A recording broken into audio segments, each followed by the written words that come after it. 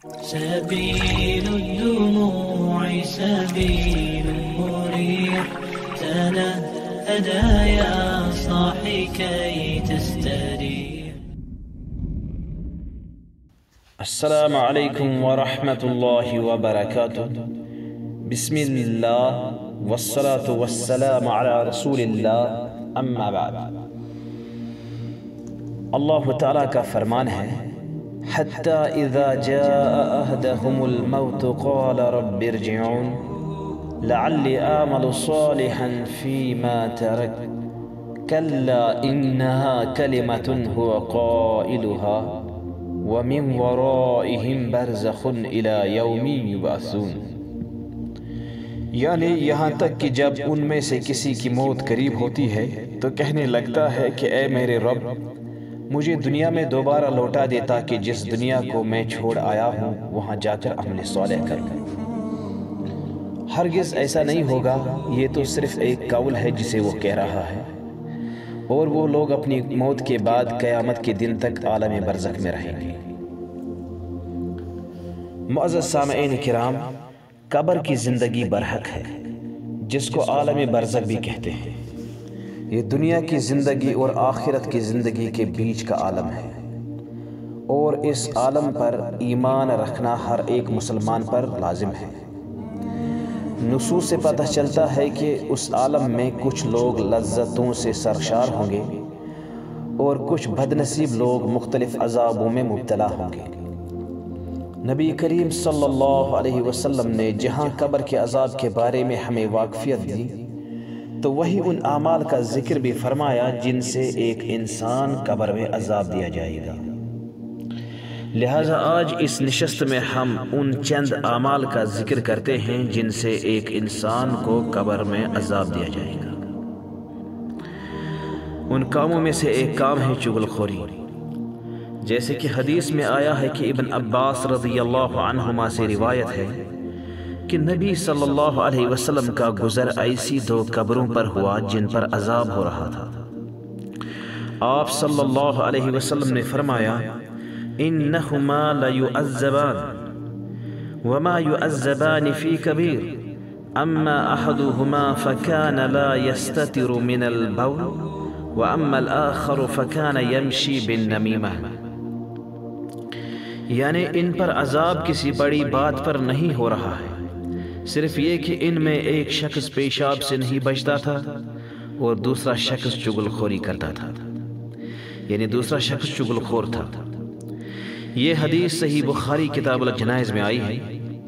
لہٰذا اے مسلمانوں، یہاں پر ہمیں اندازہ کرنا چاہیے کہ ان دو کاموں کو بعض دفعہ ہم کتنا معمولی سمجھتے ہیں جبکہ ان کا نقصان کتنا بڑا ہے. عذاب قبر کا سبب بننے والے کاموں میں سے ایک اور کام ہے پیشاب کے چھینٹوں سے نہ بچنا. یعنی پیشاب کرتے وقت اس بات کا خیال نہ رکھنا کہ کہیں چھینٹے ہمارے کپڑے یا جسم کو گندا تو نہیں کرتے ہیں، لہٰذا ہمیں اس وقت احتیاط برتنی چاہیے. ثبوت کے طور پر سابقہ حدیث کے حوالے کا مشاہدہ کیا جائے. عذاب قبر کا سبب بننے والے ایک اور کام غیبت کرنا، جس کام سے قرآن مجید نے بھی منع کیا ہے. جیسے کہ اللہ تعالیٰ کا فرمان ہے، وَلَا يَغْتَبْ بَعْضُكُمْ بَعْضًا، یعنی اور نہ تم ایک دوسرے کی غیبت کیا کرو. سنن ابی داود کتاب الادب کے تحت حدیث آئی ہے جس میں انس بن مالک رضی اللہ عنہ بیان کرتے ہیں کہ رسول اللہ صلی اللہ علیہ وسلم نے فرمایا، لما ارج بی مررت بقوم لهم اظفار من نحاس يخمشون وجوههم وصدورهم فقلت من هؤلاء يا جبريل؟ قال هؤلاء الذين يأكلون لحوم الناس ويقعون في أعراضهم. فرماتے ہیں جب مجھے معراج کرائی گئی تو میرا گزر ایک ایسی قوم پر ہوا جن کے ناخن تانبے کے تھے اور جو اپنے چہروں اور سینوں کو چھلنی کر رہے تھے. میں نے پوچھا، اے جبریل یہ کون لوگ ہیں؟ انہوں نے کہا یہ وہ ہیں جو دوسرے لوگوں کا گوشت کھاتے اور ان کی عزت سے کھیلتے تھے. چونکہ مسلمانوں یہاں غیبت کو لوگوں کا گوشت کھانے سے تعبیر کیا گیا ہے، اور یہ وہ کام ہے جس سے ایک انسان کو قبر میں عذاب ملے گا. عذاب قبر کا سبب بننے والی کاموں میں سے ایک اور کام ہے مال غنیمت میں سے چوری کرنا۔ صحیح مسلم کتاب الایمان کے تحت حدیث میں نبی کریم صلی اللہ علیہ وسلم نے تیر سے مرنے والے غلام کی جس کو صحابہ نے شہادت کی مبارکباد دینی شروع کی تھی، اس کے متعلق فرمایا کلا والذی نفس محمد بیدہ ان الشملۃ لتلتحب علیہ نارا اخذها من الغنائم یوم خیبر لم تصبها المقاصد۔ یعنی آپ صلی اللہ علیہ وسلم نے فرمایا ہرگز نہیں، اس ذات کی قسم جس کے ہاتھ میں محمد صلی اللہ علیہ وسلم کی جان ہے، اوڑھنے کی وہ چادر اس پر آگ کے شعلے برسا رہی ہے جو اس نے خیبر کے دن اس کے تقسیم ہونے سے پہلے ہی اٹھا لی تھی۔ عذاب قبر کا سبب بننے والی کاموں میں سے ایک اور کام ہے قرآن مجید کا علم ہونے کے باوجود اس پر عمل نہ کرنا۔ ایسے شخص کے بارے میں عذاب کے متعلق سمرہ بن جندب سے بیان کردہ طویل حدیث میں آیا ہے کہ نبی کریم صلی اللہ علیہ وسلم کو فرشتوں نے ایسے آدمی کے متعلق فرمایا اما الذی یسلگ راسہ بالحجر فإنہ یأخذ القرآن فیرفضہ وینام عن الصلاة المکتوبہ، یعنی جس کا سر پتھر سے کچلا جا رہا تھا وہ قرآن کا حافظ تھا، مگر وہ اس سے غافل رہتا تھا اور فرض نماز پڑھے بغیر سویا رہتا تھا۔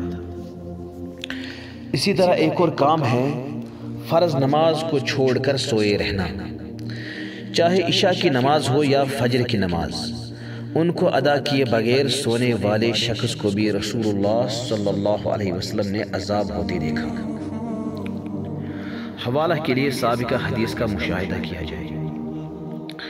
ساتواں کام ہے جھوٹ بولنا۔ سمرہ بن جندب کی روایت میں ہی ایسے شخص کے متعلق آیا ہے وَأَمَّا الرَّجُلُ الَّذِي أَتَيْتَ عَلَيْهِ يُشَرْشَرُ شِدْقُهُ إِلَى كَفَاهُ وَمَنْخِرُهُ إِلَى كَفَاهُ وَعَيْنُهُ إِلَى كَفَاهُ فَإِنَّهُ الرَّجُلُ يَغْدُو مِنْ بَيْتِهِ فَيَكْذِبُ الْكَذِبَةَ تَبْلُغُ الْآفَاقَ، یعنی اور وہ شخص جس کے پاس آپ صلی اللہ علیہ وسلم گئے اور جس کا جھبڑا گدی تک اور ناک گدی تک اور آنکھ گدی تک چیر لی جا رہی تھی، یہ وہ شخص ہے جو صبح اپنے گھر سے نکلتا اور جھوٹی خبر تراشتا جو دنیا میں پھیل جاتی۔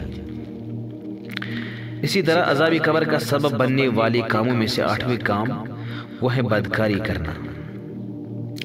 سابقہ حدیث میں ہی آگے مزید نبی کریم صلی اللہ علیہ وسلم سے فرشتے بیان کرتے ہیں جس کا مفہوم یہ ہے اور وہ ننگے مرد اور عورتیں جو تنور میں آپ صلی اللہ علیہ وسلم نے دیکھے وہ بدکار مرد اور عورتیں تھیں، یعنی ان کو آگ کا عذاب ہو رہا تھا۔ 9واں کام جو عذاب قبر کا سبب بنتا ہے وہ ہے سود خوری۔ سابقہ حدیث کے مطابق فرشتے مزید آپ صلی اللہ علیہ وسلم سے بیان کرتے ہیں جس کا مفہوم یہ ہے کہ وہ شخص جس کے پاس آپ صلی اللہ علیہ وسلم اس حال میں گئے کہ وہ نہر میں تیر رہا تھا اور اس کے منہ میں پتھر دیا جاتا تھا، وہ سود کھانے والا ہے۔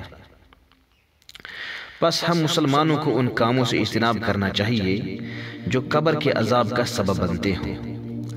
لہٰذا یہ مختلف انواع کے عذاب کا ذکر تھا جو ایک انسان کو اس کے اعمال کے حساب سے برزخ کے عالم میں درپیش ہوں گے۔ اللہ تعالیٰ سے دعا ہے کہ وہ ہم سب کو قبر کے عذاب سے، آخرت کی رسوائی سے اور جہنم کے عذاب سے محفوظ رکھے، آمین۔ وآخر دعوانا ان الحمد للہ رب العالمین۔ جمال الوجود بذكر الإله وتصفو الحياة بنور